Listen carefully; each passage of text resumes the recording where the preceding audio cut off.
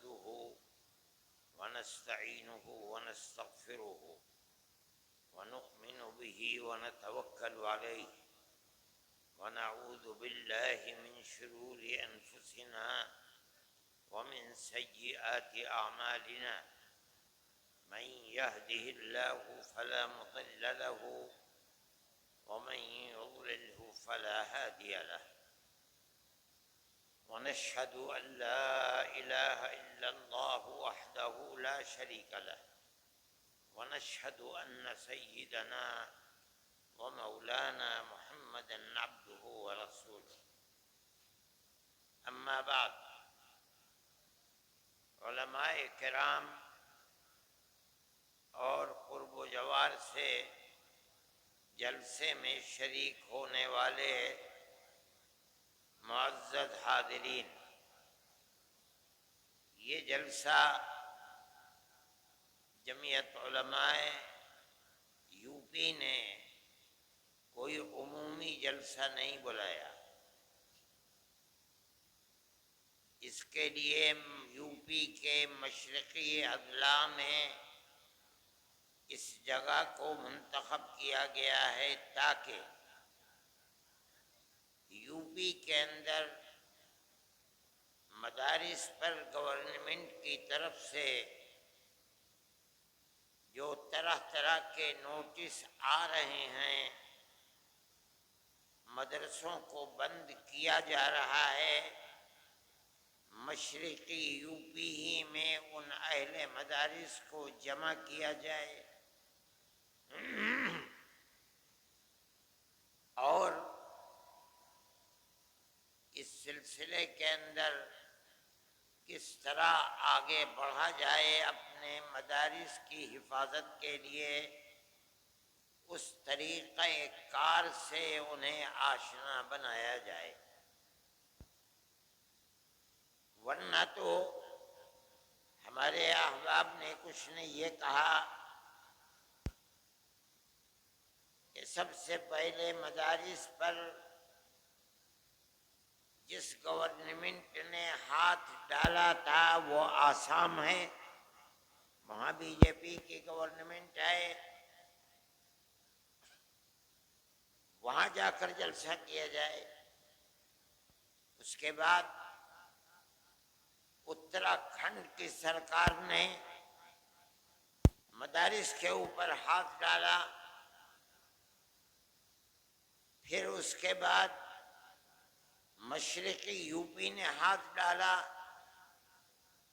اور اب چند دنوں کی خبر ہے کہ ہریانہ سرکار نے پانی پت وغیرہ کے اندر مدارس کے اوپر نوٹس بھیجنے شروع کر دیے ہیں۔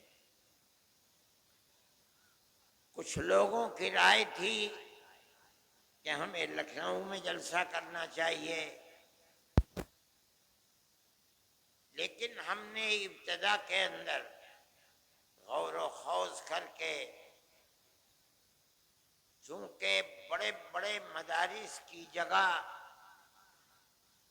یہ صوبہ ہے، ہمارا صوبہ ہے، اس لیے ہمیں پہلے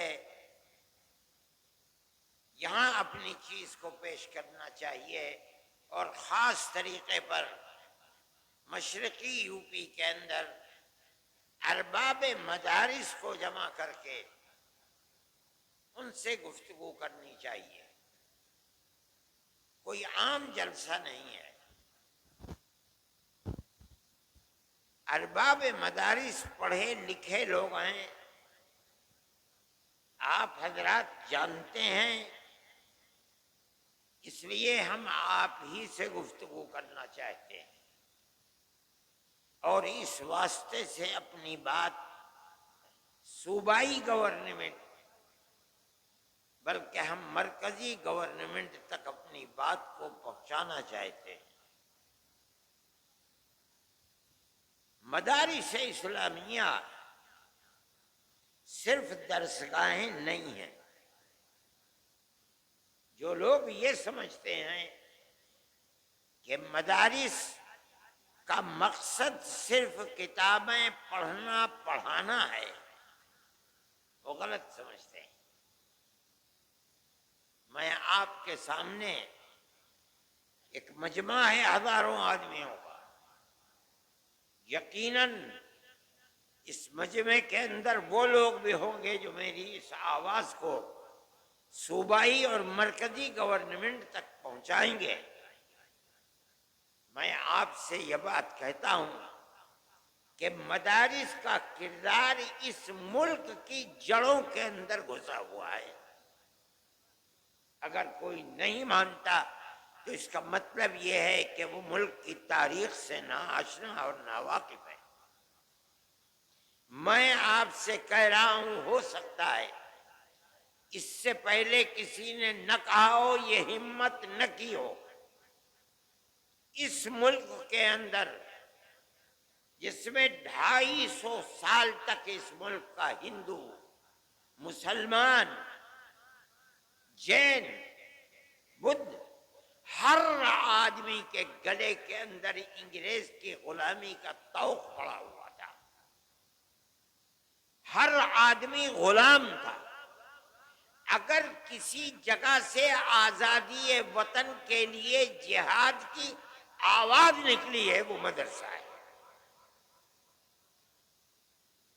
سب سے پہلا آدمی 1803 کے اندر جس دن انگریز نے کہا کہ ملک بادشاہ کا اور جنتا اللہ کی، لیکن حکومت آج سے ایسٹ انڈیا کمپنی کی ہے، سب سے پہلی آواز اس بات کی کہ ملک غلام ہو گیا اور آزادی وطن کے لیے جہاد کرنا ہر مسلمان اور ہر ہندوستانی کا فرض ہے۔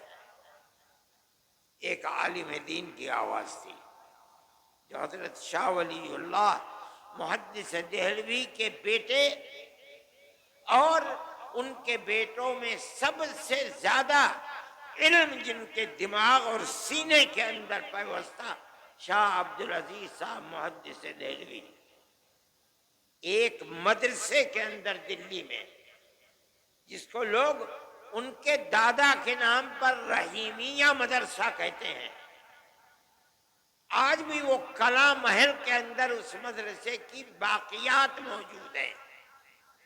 اس مدرسے سے آواز نکلی تھی کہ ملک غلام ہو گیا، ہندو غلام ہے، مسلمان غلام ہے، اکثریت غلام ہے، اقلیت غلام ہے، ہمیں جہاد آزادی کرنا ہمارا مذہبی فریضہ ہے۔ مدرسے کا یہ کردار ہے۔ اس مدرسے کو لٹوا دیا گیا، نام و نشان مٹ گئے، لیکن شاہ عبدالعزیز صاحب کو زہر دے دیا گیا، دلی سے نکال دیا گیا، لیکن وہ ایسا مرد مجاہد تھا کہ سب کچھ برداشت کیا مگر اس سے پیچھے نہیں ہٹے ہوئے۔ یہ ایک مدرسے سے نکلنے والی آزادی۔ میں کہتا ہوں کہ آج جن مدرسوں کے اندر تالے لگائے جا رہے ہیں یہی مدرسے تھے۔ سب سے پہلا مدرسہ دلی کا مدرسہ تھا جس نے غلامی کے خلاف آواز نکالی اور اتنے بڑے بڑے افراد کو پیدا کر دیا جنہوں نے 150 سال کی محنت کے بعد ملک کو آزاد کرا دیا۔ میں کہتا ہوں میری سمجھ میں نہیں آتی آج ان مدرسوں کو یہ کہا جائے کہ یہ دہشت گردی کا اڈا ہے۔ جو پڑھایا جا رہا ہے وہ دہشت گردی پڑھائی جا رہی ہے۔ اس کا مطلب ہے کہ وہ ایسے جاہل اور بے وقوف ہیں کہ انہیں ملک کی تاریخ کا کچھ پتہ نہیں ہے۔ پھر آپ دوسری جو سب سے بڑی چیز ہے وہ مساجد کے اوپر ہے، بلڈوزر چلائے جا رہے ہیں، جاہل ہیں، لوگ نہیں جانتے۔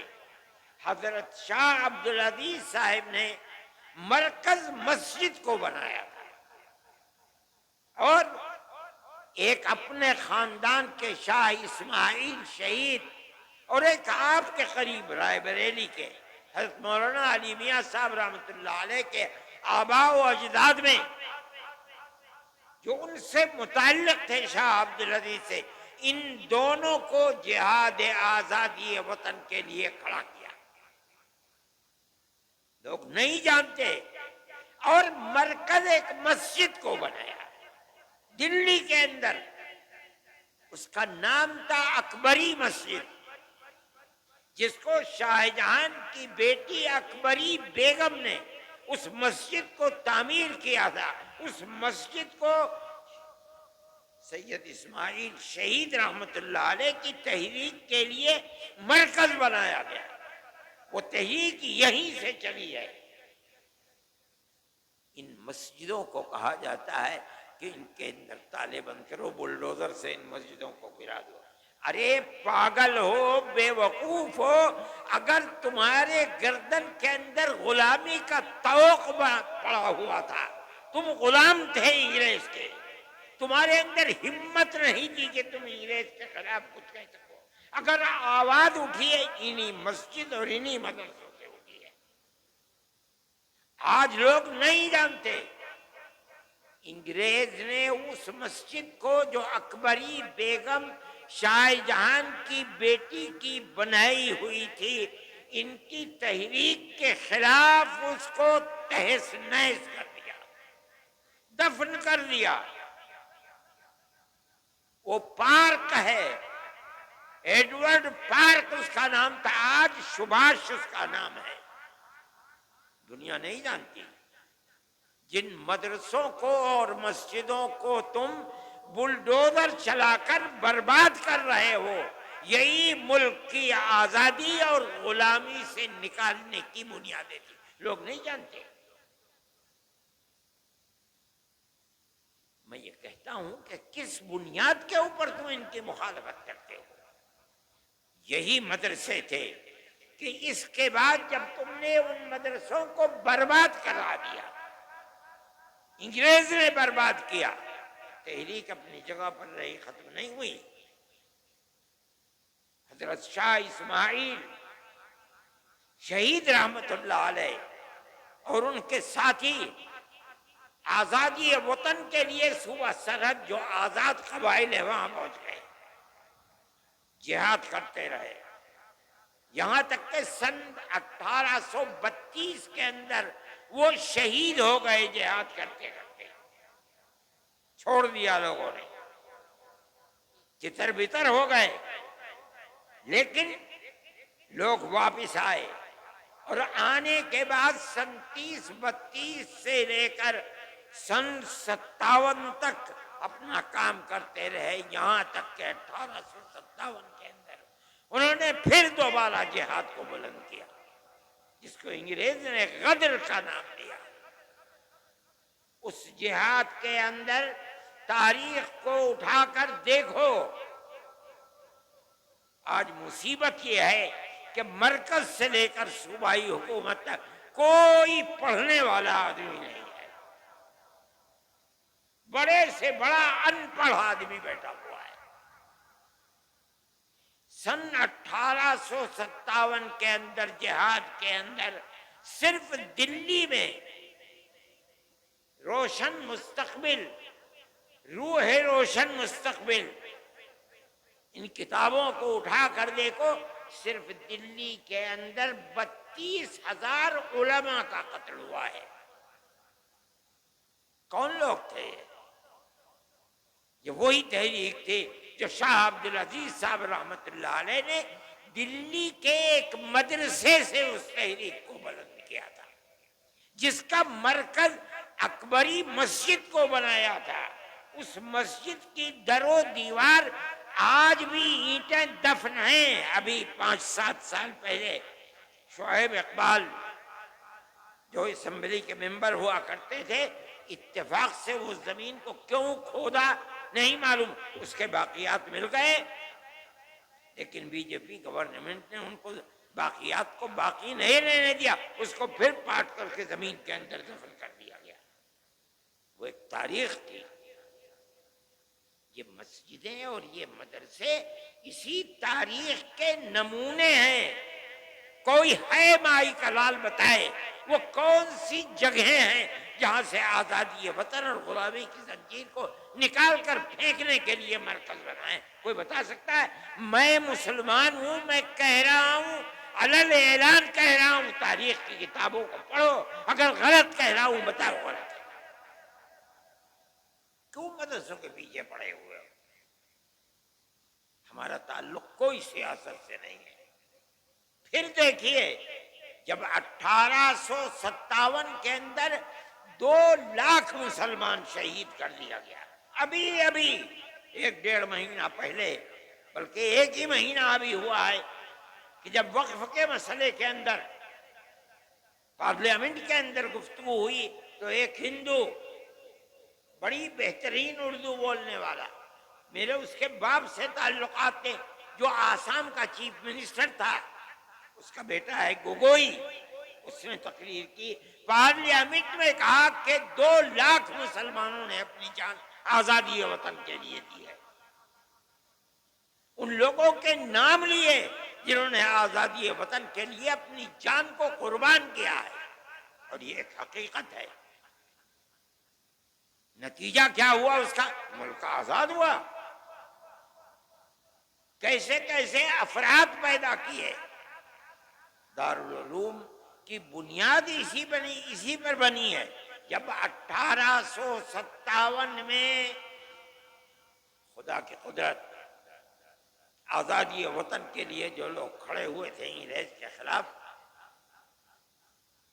ان کے حق میں فیصلہ اللہ کا نہیں تھا، ناکام ہو گئے۔ بچے گھروں کے اندر، باپ شہید کر دیا گیا، کوئی نام لینے والا نہیں ہے، گھر میں کچھ نہیں ہے، بچے بھیک مانگنے کے لیے باہر ہیں، ماں اپنی عزت کو بچائے ہوئے گھر کے اندر بیٹھی ہوئی ہے۔ چرچ کے لوگ نکل رہے ہیں، ان بچوں کا ہاتھ پکڑ رہے ہیں، ہمیں دو بچے کو، ہم اسے مفت پڑھائیں گے، مفت لکھائیں گے، مفت کپڑے دیں گے پہننے کے لیے، پڑھا کر کے ملازمت دیں گے کہ اپنے پیٹ کو بھی پالے گا، تمہارے پیٹ کو بھی پالے گا۔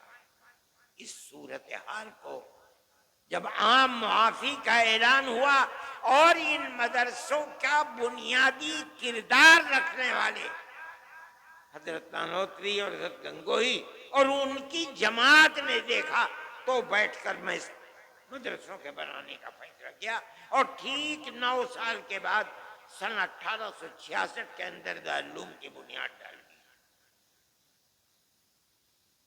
اس بنیاد کے بعد سب سے پہلی شخصیت جو سامنے آئی ہے وہ حضرت شیخ الہند رحمۃ اللہ علیہ کی شخصیت کہی جاتی ہے۔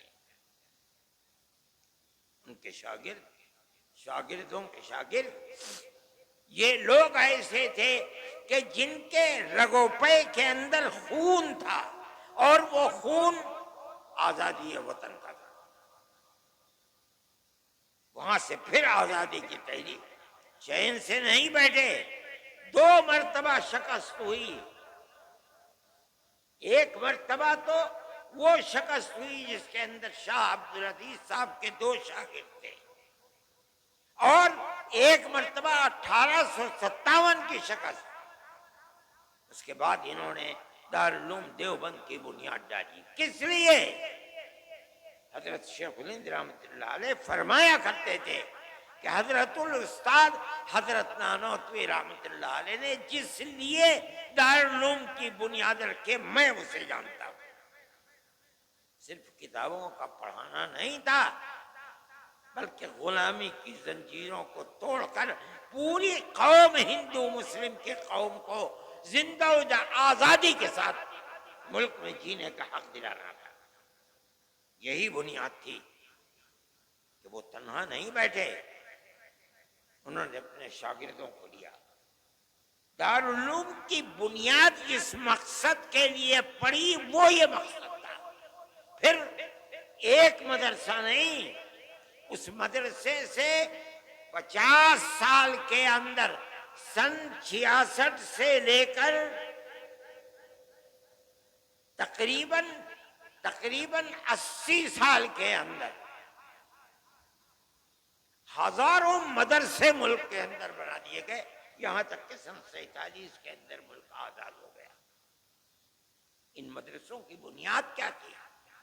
آزادی وطن بنیاد تھی، غلامی کی زنجیروں کو توڑنا تھا، یہی بنیاد تھی کہ حضرت شیخ الہند رحمت اللہ علیہ نے آخری سانس ملک کی آزادی کے لیے انہوں نے اور ان کے شاگردوں نے، مفتی کفایت اللہ صاحب شاہجہاں پوری، حضرت مدنی، انور شاہ کشمیری، اور اس کے بعد ان کے شاگرد، یہاں تک کہ ملک سن 47 کے اندر آزاد ہو گیا۔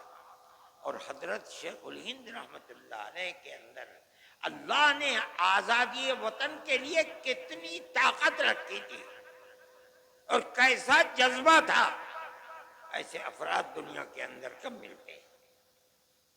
حضرت جب واپس آئے مالٹا کی جیل سے سن 1919 کے اندر، بلکہ سن 1920 کے اندر، جمعیت علماء 19 میں قائم ہوئی اور 20 میں حضرت شیخ الہند مالٹا کی جیل سے ہندوستان واپس آئے ہیں، تو ریاست بہاولپور کے ان کے جو سب سے قریبی آدمی تھے، گویا کہ وزیر اعظم تھے سر رحیم بخش، انگریز نے ان کو سر کا خطاب دیا تھا، انگریز نے ان کو بھیجا تاکہ حضرت شیخ الہند سے ملے اور یہ کہیں کہ حضرت آپ چلے گئے، دارالحدیث دارالعلوم دیوبند کی سونی ہو گئی، لوگ آپ کے پاس آ کر کے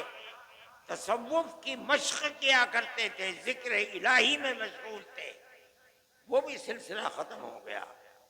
اب آپ چند روز ہے، خدا جانے کتنے دن کی زندگی ہے، آپ ایک جگہ بیٹھ جائیے۔ آپ نے پوری کوشش کر لی انگریز کو ہٹانے کے لیے، مگر انگریز حکومت تو اپنی جگہ سے ٹس سے مس ہوئی نہیں ہے، تو پھر آپ کو اپنی زندگی، وہ کام جو آپ کے بعد ختم ہونے کو ہیں، انہیں پھر دوبارہ زندہ کرنا چاہیے۔ وہ بوڑھا آدمی جو وہاں سے آنے کے بعد 1 سال اور کچھ مہینے زندہ رہ سکا، اس نے کیا جواب دیا؟ اسی مدرسے سے نکلے ہوئے لوگ تھے، انہوں نے کہا آپ اپنی بات پوری کر چکے؟ کہا کر لی کب؟ فرمایا کہ میں بوڑھا ہو گیا، جس سرزمین پر انگریز کی حکومت ہے وہاں جینا تو جینا، اس سرزمین پر مر کے دفن ہونا بھی مجھے گوارا نہیں ہے۔ میں تو ہندوستان صرف اس لیے آیا ہوں کہ میں آ کر اعلان کروں کہ انگریز کی غلامی حرام ہے۔ میں بوڑھا ہو گیا، میرے پیروں میں چلنے کی طاقت نہ رہی اگر، تو میں اپنے شاگردوں سے کہوں گا کہ مجھے ایک چارپائی پر لٹا دیں اور اپنے کاندھوں پر لے کر ملک کے گاؤں گاؤں جائیں اور میں ہر گاؤں میں یہ اعلان کروں کہ انگریز کی غلامی حرام ہے۔ یہ تڑپ کس میں پیدا ہوئی؟ کہاں سے پیدا ہوئی؟ مدرسوں سے پیدا ہوئی ہے۔ ان مدرسوں کو بنایا کس لیے گیا؟ دارالعلوم کو کس لیے بنایا گیا؟ دارالعلوم سے 25,000 مدرسوں کو کس لیے بنایا گیا؟ اس ملک کے اندر آزادی کے جذبہ جہاد کے لیے بنایا گیا، ہندو مسلم محبت کے لیے بنایا گیا، ملک کے اندر امن و امان قائم کرنے کے لیے بنایا گیا۔ تم ان مدرسوں کو کیوں ان کی جڑ کو کھودتے ہو؟ وہ تم سے کچھ نہیں لیتے۔ مسلمان رکشہ چلاتا ہے اور صبح سے شام تک جو ملتا ہے اس میں سے 2 پیسے اپنے مدرسے کو بھی دیتا ہے۔ ہم تو کسی دولت مند کے سے پیسے نہیں مانگتے، کسی گورنمنٹ سے پیسہ نہیں مانگتے۔ ایک مرتبہ اندرا جی تھیں، نہیں سونیا جی تھیں، اور ارجن سنگھ زندہ تھے، انہوں نے، اور سہیل صدیقی، جن کو پارلیمنٹ نے کالج اور یونیورسٹیوں کے اقلیتی کردار کے لیے ان کو امین بنایا تھا، وہ بھی تھے۔ ان سب نے مل کر کے ایک کمیٹی دلی کے اندر بنائی، انہیں لوگ مل بھی گئے، کچھ لوگ تھے، ولی فضائل تھے گورکھپور کے، اور دوسرے لوگوں نے مل گئے، انہوں نے بلا لیا، مجھے بھی بلایا، مگر میں بھول گیا۔ مجھے ایک صاحب نے کہا کہ بھائی انہوں نے بلایا تو تم گئے نہیں۔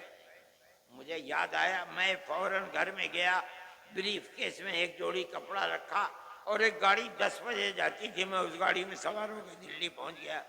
صبح کی میٹنگ تو ختم ہو گئی تھی، ظہر کے بعد 2 بجے کی میٹنگ تھی، میں بریف کیس اٹھا کر کے وہاں چلا گیا، جا کے بیٹھ گیا۔ انہوں نے مجھے دیکھا تو اسٹیج کے اوپر بنا لیا،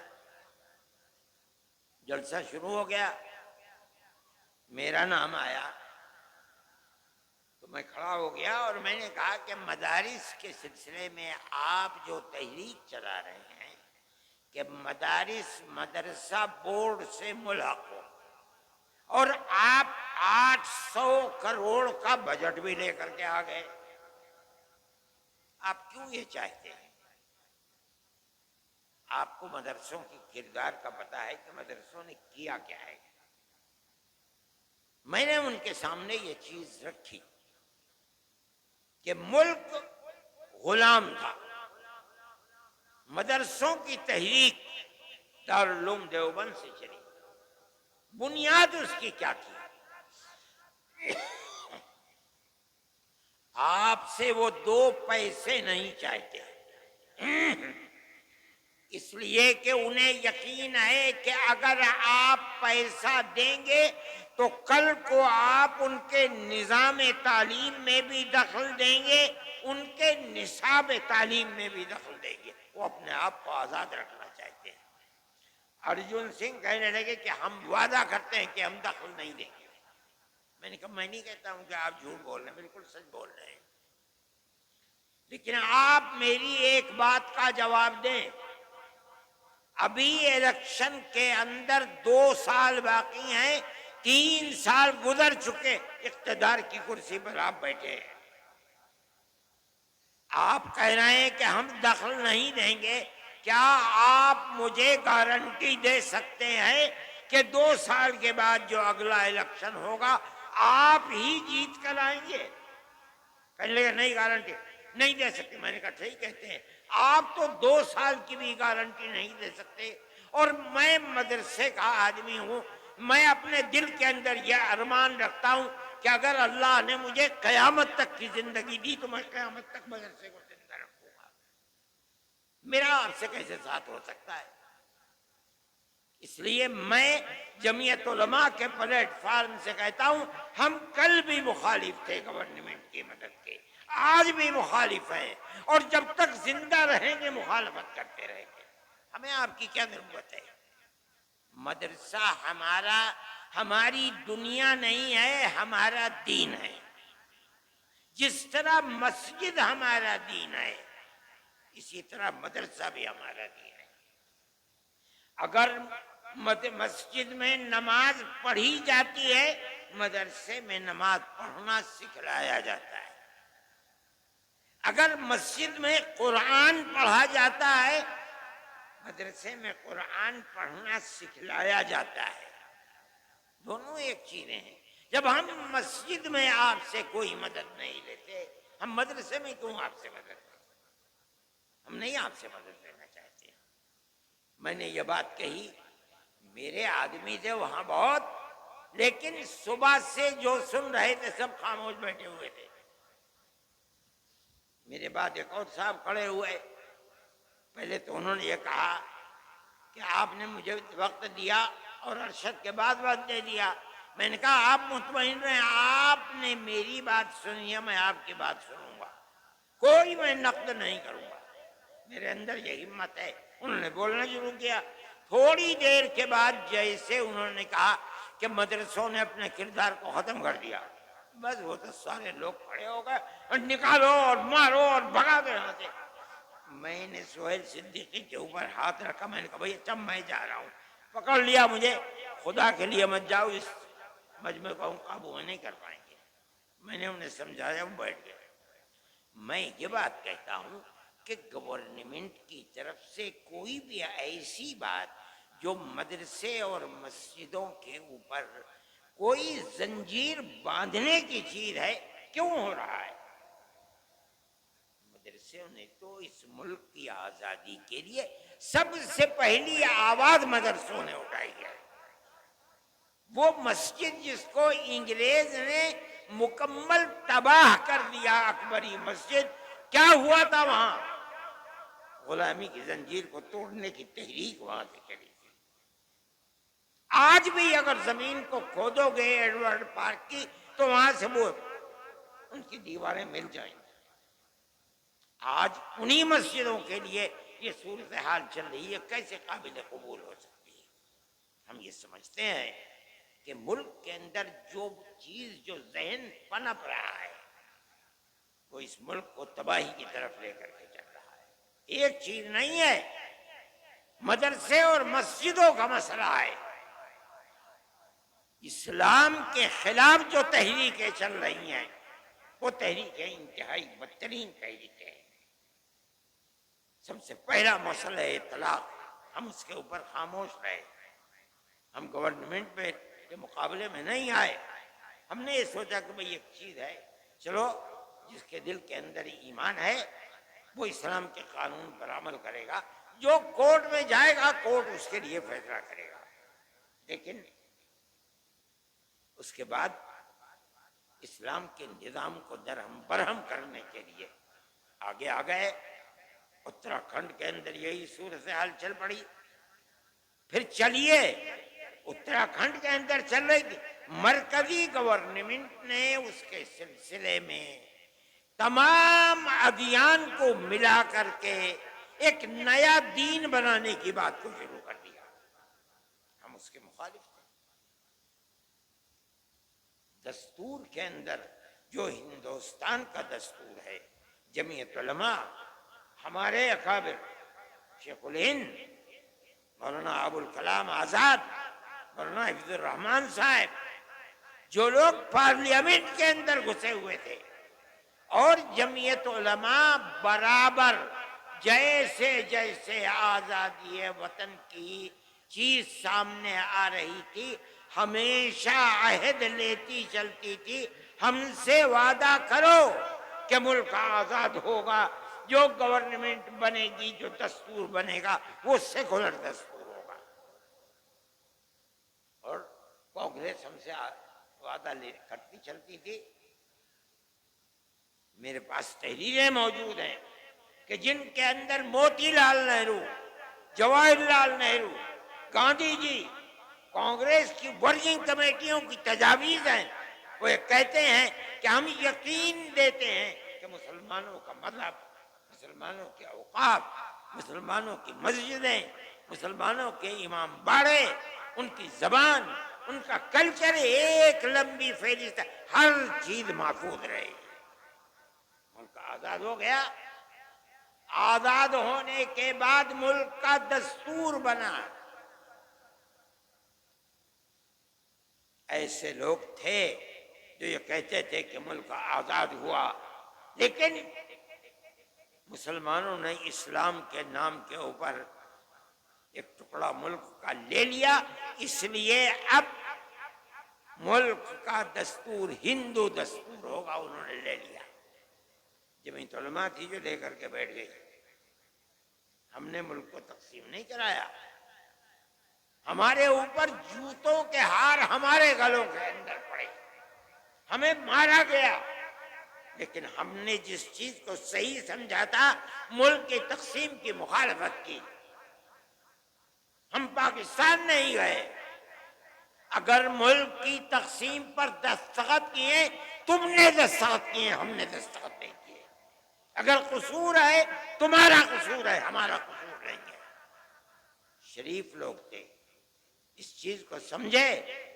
جمعیت علماء کی اس تحریک کی بنیاد کے اوپر مجبور ہوئے اور ملک کا دستور سیکولر دستور بنا۔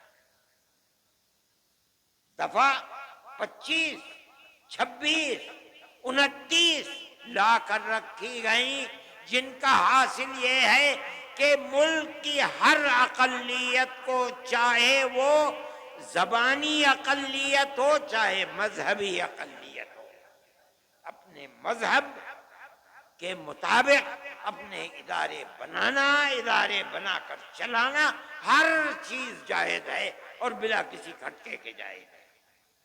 یہ وہ ہے دستور جو دستور ہے ملک کا، اور یہ سیکولر دستور ہے۔ اسی بنیاد کے اوپر مسلمان زندہ ہے۔ آج فرقہ پرست طاقتیں دستور کی ان شقوں کو کاٹ نہیں سکیں ابھی تک، لیکن اس کے خلاف کام کر رہے ہیں۔ کس بنیاد پر ہماری مسجدوں کو توڑا جا رہا ہے؟ آپ کو ہمارے مدرسوں سے کیا لینا ہے؟ ہمارے مدرسے کے اندر پڑھنے والے کوئی احتجاج نہیں کرتے، بسوں کو آگ نہیں لگاتے، ریلوں کو آگ نہیں لگاتے، کوئی جھگڑا نہیں کرتے، امن و امان کے ساتھ زندگی گزارتے ہیں، پڑھتے ہیں اور اپنی زندگی کو گزارتے ہیں۔ آپ کے اوپر کیوں شاخ گزرتی ہے یہ بات؟ کیا آپ ملک کے امن و امان کو پسند نہیں کرتے؟ میرے بھائی، جمعیت علماء کا یہ دستور ہے، جمعیت علماء اس چیز کو لے کر چل رہی ہے۔ آپ حضرات کو اس کی طرف توجہ کرنی چاہیے۔ میں یہ کہتا ہوں کہ آپ کو دستور نے حق دیا ہے، ہم اس چیز کو لے کر جمعیت علماء کورٹ میں چلی گئی ہے، سپریم کورٹ کے اندر۔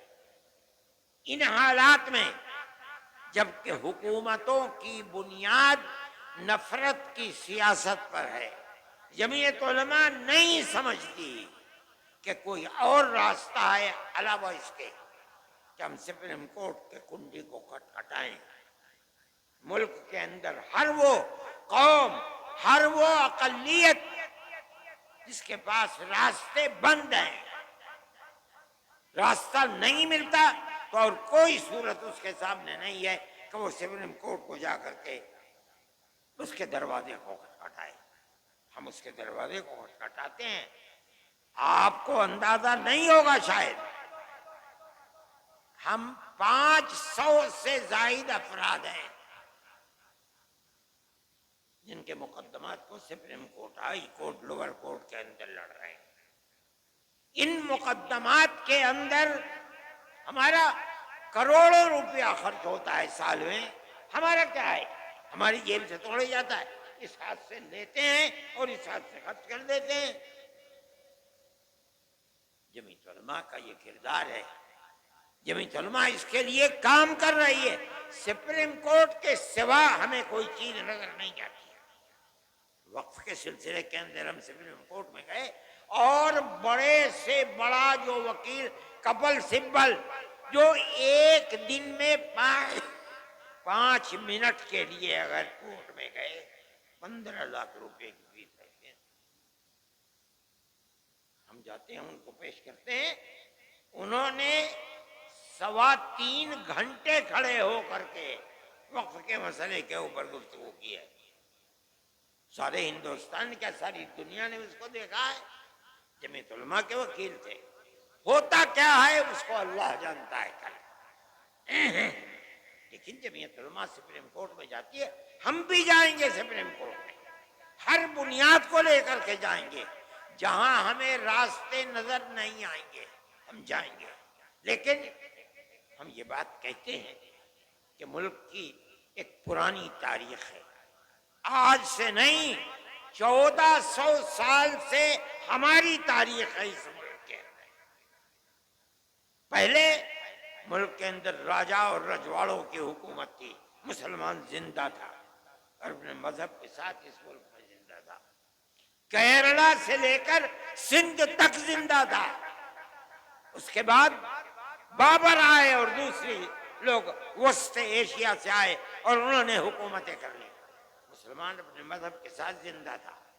بہادر شاہ ظفر آخری بادشاہ تھے، چلے گئے، اس کے بعد انگریز کی حکومت ہے، مگر مسلمان اپنی آزادی مذہب کے ساتھ زندہ تھا۔ اس کے بعد یہ آئی حکومت، کانگریس کی حکومت کے اندر ایسا مسئلہ مسلمان کے ساتھ نہیں تھا۔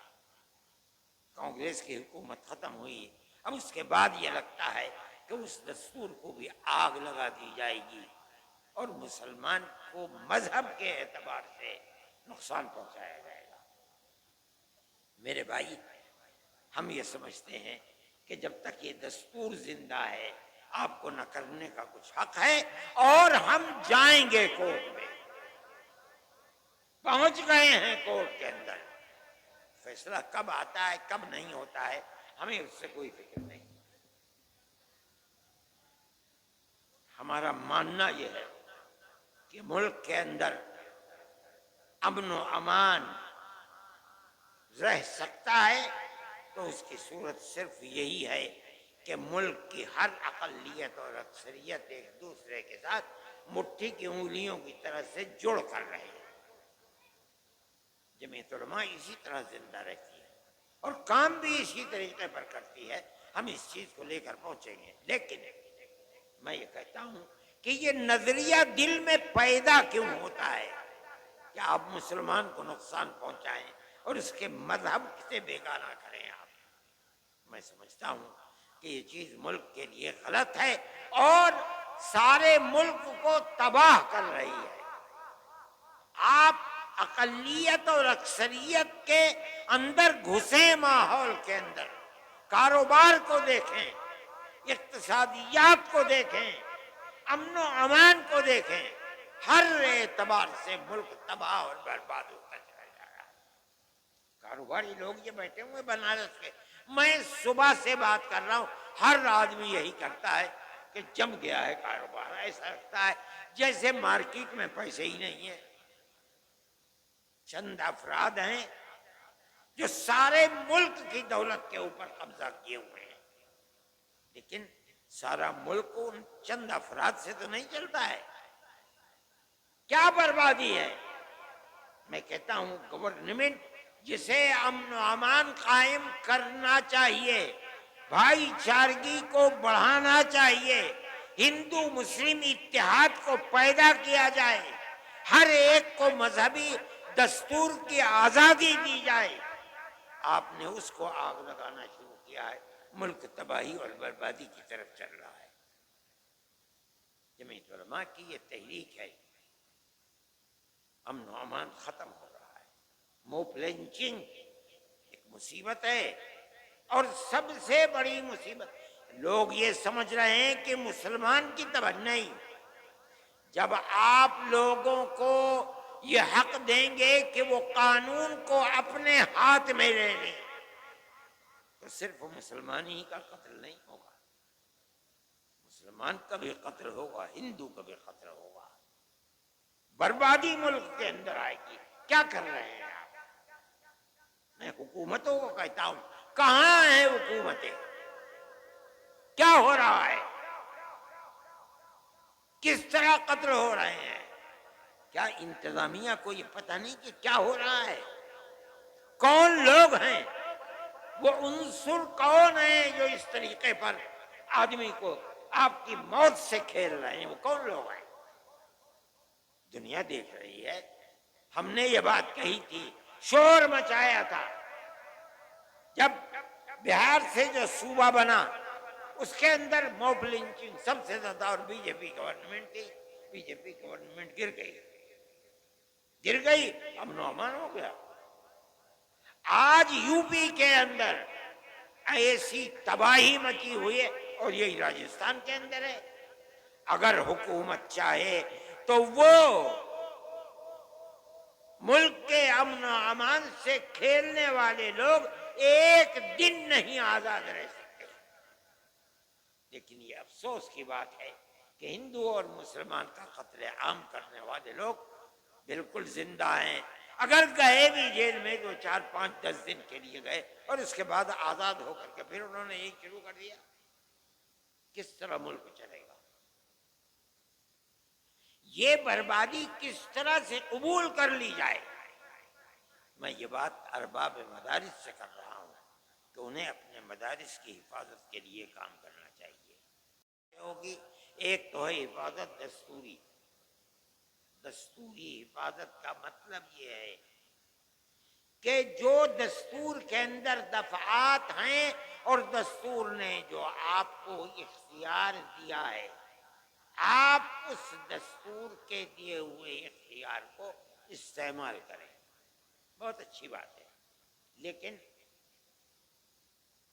اگر میں اپنے مکان کو تبھی بنا سکتا ہوں جب زمین میری ہو، اگر میری زمین نہیں، میں نہیں بنا پاؤں گا۔ تو آپ یاد رکھیے کہ مدرسے کو بھی آپ جبھی بنا سکتے ہیں جب وہ زمین مدرسے کی ہو۔ آپ جبھی بنا سکتے ہیں جب کسی دوسرے کی زمین پر آپ نے قبضہ کر کے اپنا مکان نہ بنایا ہو۔ تو آپ مدرسہ کیسے بنا دیں گے؟ مسجد کیسے بنا دیں گے؟ نہیں ہو سکتا ہے۔ دوسری بات، آپ جبھی بنا سکتے ہیں جب آپ نے میونسپلٹی سے، کارپوریشن سے، ضلع انتظامیہ سے اپنی زمین ثابت کر کے اس زمین کا نقشہ منظور کرایا۔ اگر نہیں ہے آپ اسے نہیں بنا سکتے۔ یہ ایک مصیبت ہے، اور میں سمجھتا ہوں کہ یہ بھائی چارگی تھی۔ بے شمار جگہیں ایسی ہیں کہ اگر اکثریت وہاں مندر بنانا چاہتی ہے، کسی اجازت کی ضرورت نہیں۔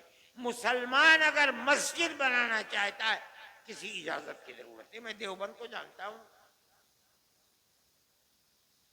کسی اجازت کی ضرورت نہیں تھی۔ لیکن بی جے پی گورنمنٹ کے اندر اور کہیں آئی نہ آئی، لیکن مسجد اور مدرسوں کے اوپر یہ آفت آ گئی۔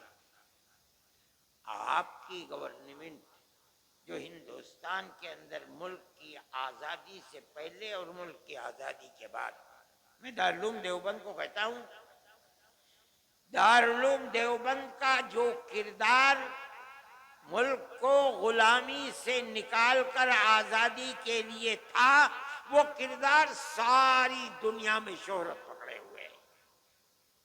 کبھی دارالعلوم کی کسی عمارت کے لیے کبھی اجازت کی ضرورت ہی نہیں ہے۔ دارالعلوم والے جانتے ہی نہیں تھے بھائی کس چیز کی اجازت۔ کوئی گورنمنٹ ہو، گورنمنٹ دارالعلوم سے کبھی یہ نہیں کہتی تھی کہ تم اس کی منظوری دو، اور کبھی منظوری نہیں گئی۔ اتنا بڑا دارالعلوم 100 سال سے زیادہ وقت گزر گیا اس کو، بلکہ 150 سال کے قریب، کبھی کسی چیز کی اجازت نہیں لینی پڑی اس کو۔ اس گورنمنٹ نے آ کر لے لیا اور اس کے اوپر قدغن لگ گئی۔ 6 سال سے ایک اینٹ دارالعلوم کی رکھی نہیں گئی ہے۔ دارالعلوم نے ان سے پوچھا کیا بات ہے، کہا کہ اجازت نہیں ہے۔ دارالعلوم نے اپنے اس کردار کی بنیاد پر ان سے کہا ہو سکتا ہے کہ گورنمنٹ کا بھی اس کے اندر دخل ہو کہ بھائی نہیں ہے، ہم آپ سے کہتے ہیں آپ ہمارے اوپر جو جرمانہ چاہے لگا دیجیے۔ انہوں نے جرمانہ لگایا 1 کروڑ 1.5 کروڑ سے زیادہ کا۔ دارالعلوم نے 25 لاکھ اس میں جمع کیے، 25 لاکھ یا 20 لاکھ، باقی اور کے بارے میں اختلاف ہو گیا۔ وہ کہتے تھے 60 کروڑ روپیہ دینا پڑے گا۔ اس کے بعد پھر بات چیت ہوئی تو وہ گر کر کے 1 کروڑ 60 لاکھ کے اوپر آ گیا۔ دارالعلوم نے 25 لاکھ دے دیا، ابھی تک فیصلہ نہیں ہوا ہے۔ میں یہ کہتا ہوں کہ پچھلی گورنمنٹوں نے ملک کے اندر رہ کر کے جن چیزوں کے اندر آزادی دی، اگرچہ وہ قانون کے خلاف تھی، نہیں پوچھا کہ مسجد کس زمین پر بن رہی ہے، کیا ہو رہا ہے۔ اگر یہ بات ثابت ہو جاتی ہے آج کہ یہ گورنمنٹ کی زمین ہے اور مسجد کی زمین نہیں ہے، انہیں توڑنے کا حق ہے۔ اگرچہ آپ کو دستوری اعتبار سے یہ حق ہے کہ آپ مسجد بنائیں، لیکن یہ مطلب نہیں ہے کہ آپ گورنمنٹ کی زمین پر مسجد بنا لیں، گورنمنٹ کی زمین کے اوپر مدرسہ بنا لیں۔ اگر آپ بنائیں گے تو آپ کو لوہے کے چنے چبانے پڑیں گے۔ میں اپنے ساتھیوں سے بھی کہتا تھا کہ اس موضوع کے اوپر گفتگو کریں. آپ مدرسہ بنائیں، اپنی زمین پر بنائیں، مدرسے کی زمین پر بنائیں. مسجد بنائیں، اپنی زمین پر بنائیں، مسجد کی زمین پر بنائیں. وقف کریں اس کو. یہاں ایک مسئلہ آتا ہے. آج اگر آپ یہ چاہیں کہ آپ کو مسجد بنانے کی اجازت مل جائے گورنمنٹ سے، آپ تمام شرائط کو پورا کر دیں. شرائط کو پورا کرنے کے بعد گورنمنٹ، صوبائی گورنمنٹ، مرکزی گورنمنٹ آپ کو مسجد بنانے کی اجازت دے دے. آج کی صورتحال یہ کہ آپ کو اجازت نہیں مل سکتی. پھر کیا کریں گے آپ؟ آپ مشترکہ مکان، پنچایت گھر، اس طریقے کا مکان بنانے کی اجازت لیں. اپنے پنچایت بھی کریں اور آپ اس کو مسجد کے طریقے پر بھی استعمال کریں.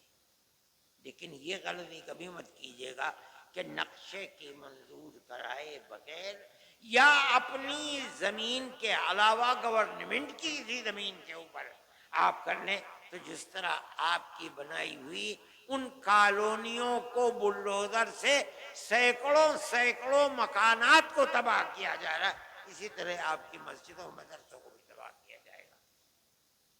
آپ اسے یقین سمجھیے اور اس کے لیے آپ کو کوشش کرنی چاہیے. میرے بھائی، وقف کے مسئلے کے اندر بھی ہم اسی طرح گئے ہیں. اوقاف کا مسئلہ اپنی جگہ کے اوپر بڑا اہم مسئلہ ہے. ہماری لاکھوں ایکڑ زمین ہے ملک کے اندر، جو اوقاف کی زمینیں ہیں، یہ وقف با یوزر استعمال کی ہوئی زمین کو اگر اس کے پاس کاغذات وقف کے نہیں ہیں، علامتیں وقف کی ہیں، آپ اسے قبول کر لیں. یہ جمعیت علماء کے اکابر کا معاملہ تھا. ملک کی تقسیم کے بعد بے پناہ ایکڑ زمین اوقاف کی تھی. ان لوگوں نے بیٹھ کر جو وقف سن 54 کے اندر قانون بنا، جواہر لال زندہ تھے، استعمال دلیل ہے اس بات کی کہ یہ وقف ہے. کوئی کاغذ نہیں ہے. 500 سال 600 سال پرانی مسجد ہے. آپ کے یہاں جونپور کے اندر کیسی بڑی بڑی مسجدیں، معلوم ہوتا ہے قلعے ہیں. 400 سال 500 سال پرانی مسجدیں ہیں. کسی کاغذ، کوئی کاغذ ہے ہی نہیں اس کے اندر. علماء دیوبند، جمعیت علماء نے سن 54 میں قانون جواہر لال کے سامنے بنایا اور یہی قانون چل رہا ہے اس وقت. انہوں نے آ کر کے اس قانون کے اندر ترمیم کرنی چاہیے. ہم اس کے خلاف ہیں. ہم گئے کورٹ کے اندر، سب سے پہلے جمعیت علماء ہند کورٹ کے اندر گئی. جو بہترین سے بہترین بڑے سے بڑا وکیل تھا، ہم نے اس وکیل کو پکڑا. اور میں یہ بات کہتا ہوں، وہ نہیں ہے یہاں، میں کبھی اگر گیا تو میں ان کا شکریہ بھی ادا کروں گا. وہ وکیل جو 15 لاکھ، مجھ سے صاحب کہہ رہے تھے کہ انہیں کچھ مشورہ لینا تھا. انہوں نے کہا میرے پاس تو وقت نہیں ہے. اگر آپ کو مشورہ لینا، میں جا رہا ہوں فلاں صاحب کے پاس ملنے کے لیے، آپ گاڑی میں بیٹھ جائیے. گاڑی میں بیٹھ گئے. ایک جین صاحب ڈاکٹر ہیں دیوبند، وہ مجھے سنانے لگے کہ میرے خیال میں 5-7 منٹ لگے ہیں وہاں تک پہنچنے میں. انہوں نے مشورہ دے دیا اور ان سے پوچھ لیا کہ میں کیا پیش کروں. فرمایا 10 لاکھ روپے دے دو. 5-7 منٹ کی گفتگو میں کہا کہ میرا اسٹین ہوا، اس کو دے دو 10 لاکھ روپے. اور 10 لاکھ روپے انہوں نے دے دیے. جمعیت علماء کے ساتھ ان کا معاملہ یہ ہے کہ مٹھی میں دبا کر کے جو بھجوا دیتا ہوں، آج تک اس شخص نے کبھی یہ نہیں کہا کہ کیا دے رہے ہو، اٹھا کر کے جیب میں رکھ دیتے. اس لیے کہ وہ یہ سمجھتے ہیں کہ جمعیت علماء کا معاملہ اپنے لیے کچھ نہیں ہے، یہ تو صرف جنتا کے لیے ہے. ہم اسی کام کو کر رہے ہیں، وہ اس میں ہمارے ساتھ شریک ہیں. اس لیے میرے بھائی، اپنے معاملات کو سمجھیے. جمعیت علماء آپ کے لیے معاون و مددگار ہے.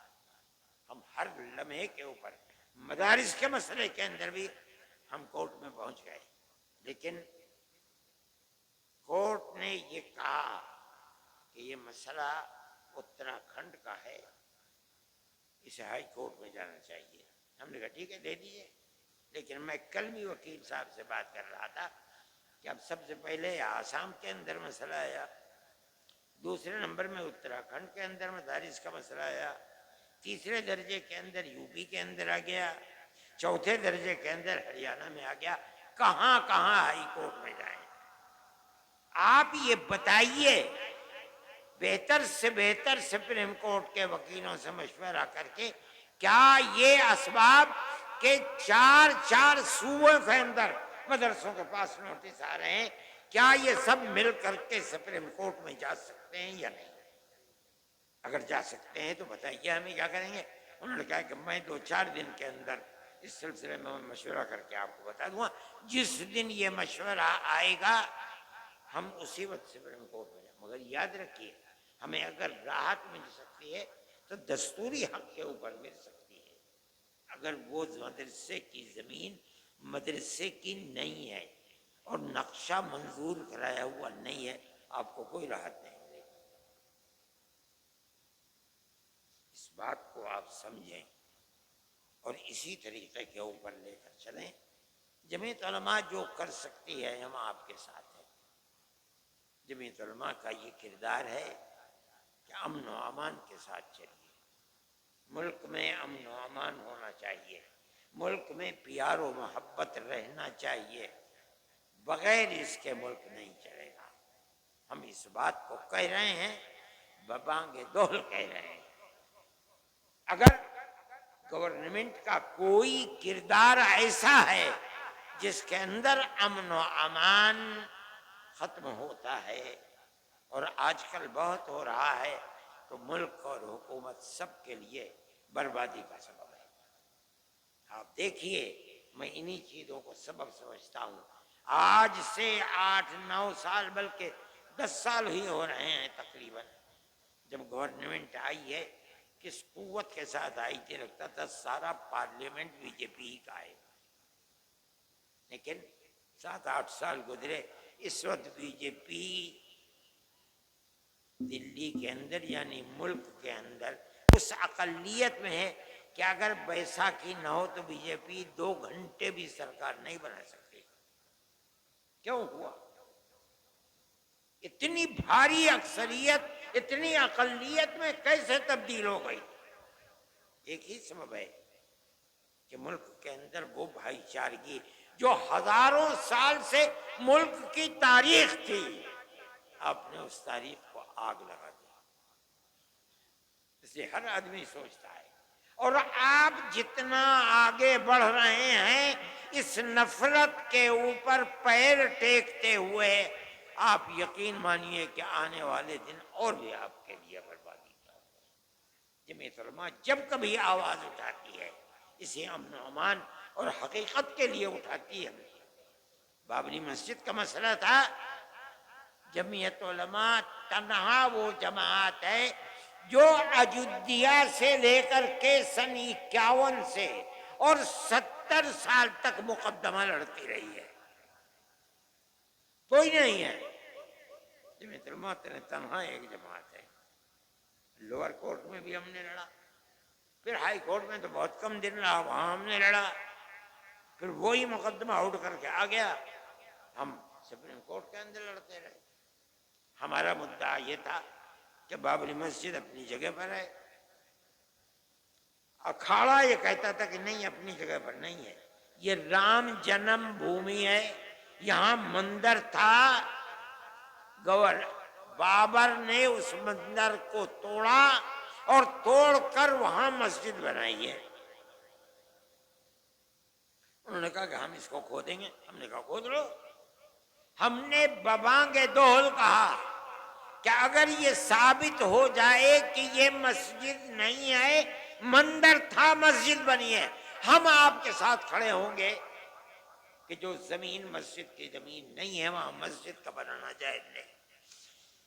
ان کا خدائی کرے، ہم نے کہا خدائی کر لو.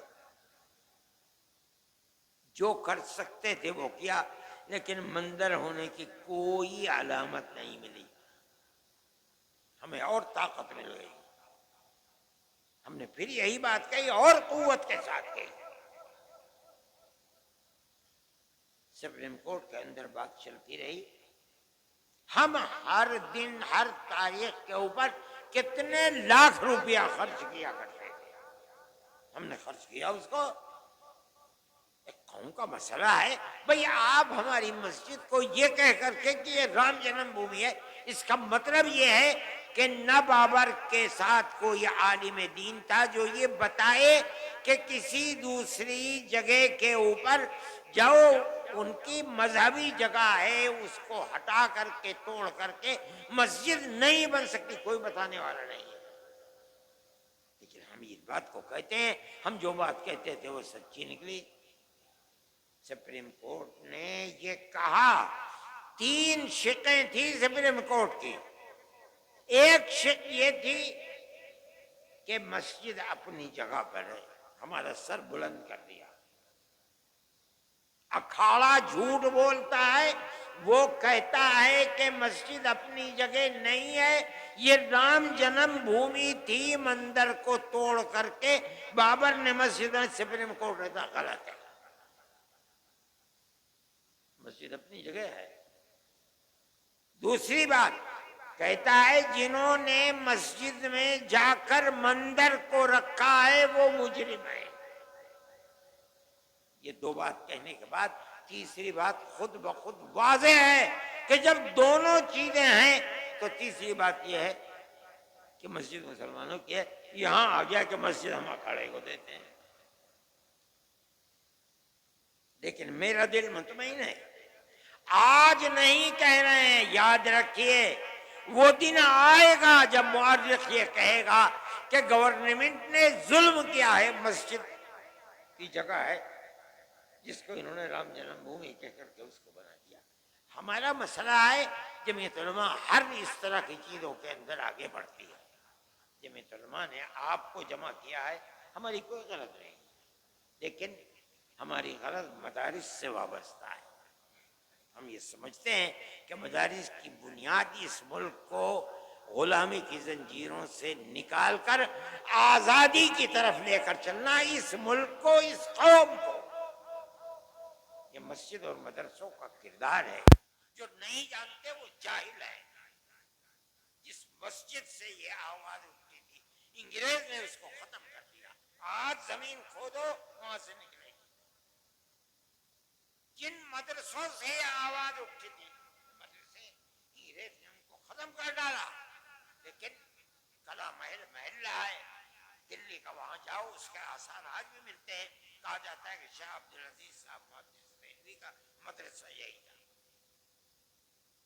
آپ ان مسجدوں اور مدرسوں کو یہ کہہ کر کے کہ یہ مسجد اور مدرسے دہشت گردی کا اڈا ہیں اور یہ جبر اور زبردستی بنائے گئے ہیں، اس کا مطلب یہ ہے کہ آپ کو کچھ معلوم نہیں ہے. اور جمعیت دارالعلوم دیوبند اس کی اصل بنیاد اور ماں ہے. سن 1857 کے بعد اور اس سے جو ہزاروں ہزار مدرسے پورے ہندوستان میں، افغانستان میں، پاکستان میں، برما میں، بنگلہ دیش میں، ساؤتھ افریقہ میں، امریکہ اور برطانیہ کے اندر، تمام مدرسوں کی بنیاد بھائی چارگی، آپس میں محبت پیدا کرنا، یہ بنیاد ہے. اور مدرسوں کو یہ کام کرنا چاہیے. میں یہ کہتا ہوں کہ آپ مدرسے بنائیے، ان کے لیے طریقے نکالیے، اجازت لیجیے. اور ہم گورنمنٹ سے یہ بات کہیں گے، ہم کوشش کرنا چاہیں گے ملاقات کی کہ اگر آپ یہ کہتے ہیں کہ مدرسوں کو، مسجدوں کو بنانا بغیر اجازت کے نہیں ہے، آپ ان شرائط کو بتائیے کہ کیا شرائط ہیں جن کی بنیاد پر آپ ہمیں اجازت دیں. آپ کا عملہ اجازت دے گا، کارپوریشن اجازت دے گا، میونسپلٹی اجازت دے گی. ہم اسی طریقے کے اوپر مسائل کو پیش کریں گے. گورنمنٹ کے بنائے ہوئے، دیے ہوئے قانون کے مطابق چلیں گے بطور زبردستی کچھ نہیں. ہمیں توقع ہے کہ گورنمنٹ اس سلسلے میں ہمارے ساتھ معاملہ کرے گی اور صحیح طریقے کے اوپر ہمارے مسجد اور مدرسوں کے کام کو آگے بڑھائے گی. آپ حضرات سے میں نے یہی بات کہی ہے کہ آپ خوب سوچ سمجھ کر کیجیے. اگر کوئی کمزوری ہے قانونی اعتبار سے بہتر وکیل کر کے آپ اس کمزوری کو دور کیجیے. آمدنی کے اندر بالکل صاف اور ستھری آمدنی کے طریقے کو حساب بنائیے اور ہر سال اس کو آڈٹ کرائیے. اگر آپ یہ سب چیزیں کریں گے تو آپ اپنے مدرسوں کو زندہ رکھ سکیں گے. اور ہماری دعا یہ ہے کہ مدرسے بھی زندہ رہیں اور مسجدیں بھی زندہ رہیں. اللہ تعالی ہمارے اس ملک کے اندر پیار و محبت جس طرح ہماری پرانی تاریخ ہے اس پیار و محبت کو زندہ و جاوید رکھے. ہم اس پیار و محبت کو اس ملک کے اندر ساری دنیا کے اندر ضروری سمجھتے ہیں اس لیے کہ یہ مذہبی مسئلہ ہے. نبی کریم علیہ السلام نے دنیا کے اندر پیار و محبت کا پیغام دیا اور اسلام اسی وجہ سے جنگل کی آگ کی طرح پھیلا ہے. اگر وہ دشمن اور نفرت کو جنم دیتے اور اسلام اس کو سامنے رکھتا تو اسلام 5 دن بھی زندہ نہیں رہ سکتا تھا. اس لیے میرے بھائی پیار و محبت کو مذہب اور اللہ اور اس کے رسول کی تعلیم سمجھ کر کے آپ اس کو مضبوط کیجئے.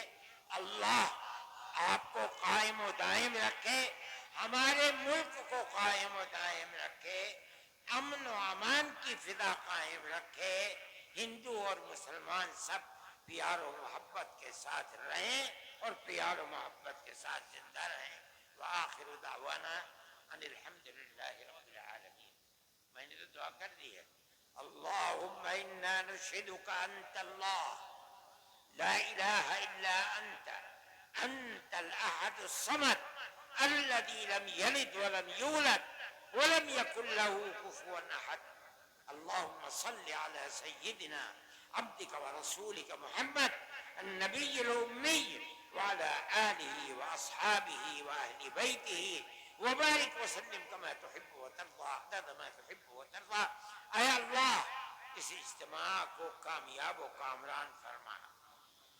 جمعیت علماء اتر پردیش کے صدر اور ورکنگ کمیٹی کے ممبر مفتی اشفاق صاحب اور تمام وہ لوگ جنہوں نے اس کے اندر مدد کی ہے, اللہ تعالیٰ اس کو قبول فرمائے, خیرات و برکات سے نوازے, مدرسوں کی حفاظت فرمائے, مسجدوں کی حفاظت فرمائے. جو لوگ قوم کے لیے, ملک کے لیے, ملک کے بسنے والوں کے لیے کام کر رہے ہیں پیار و محبت کا, اللہ ان کی محنتوں کو قبول فرما. اے پروردگار ہماری دنیا کو بھی آباد فرما, ہماری آخرت کو بھی آباد فرما, شرور و فتن سے محفوظ و معمون فرما. اس مدرسے کو بھی ترقی عطا فرما اور تمام مدارس اسلامیہ کو ترقی عطا فرما. وآخر دعوانا الحمدللہ. فرمائیے کیا بات ہے؟